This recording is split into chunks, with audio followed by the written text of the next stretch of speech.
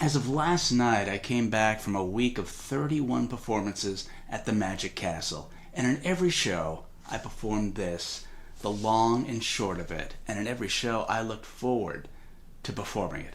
What is it? Well, it's 4 pieces of wood in a burgundy sack, and with those pieces of wood, depending on your audience, you could explain the power of suggestion, or demonstrate quality control, explain why you flunked geography, or maybe talk about the time you bought that thing from IKEA.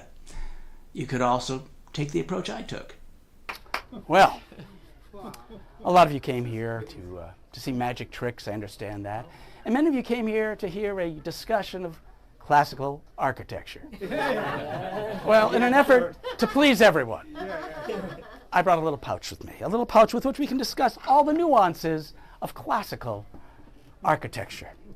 It's all in there. That's where it will happen.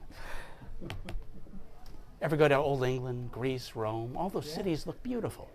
The reason is they were designed with classic forms, standardized shapes. Let me show you what I mean.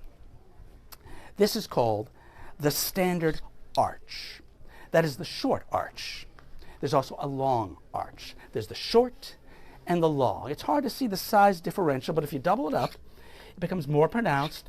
The short and the long. Short and long. They're color-coded for ease. Now that you understand the short and the long, you get the idea? Let's talk about the short. The short arch is an interesting one because we're making windows or doors. Oh, you thought this was the...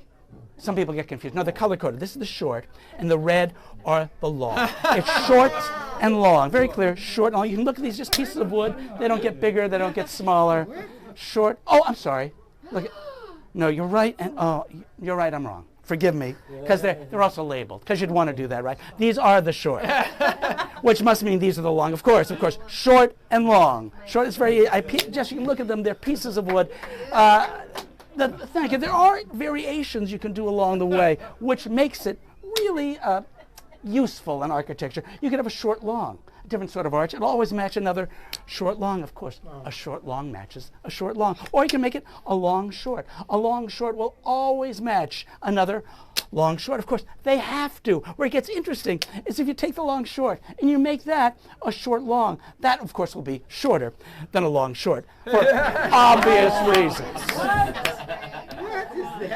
Now, it gets interesting, though, if you take that, take the long short, make that a short long, make the short long a long short, that'll have to be longer than the short long, even though it was a long short just a moment ago.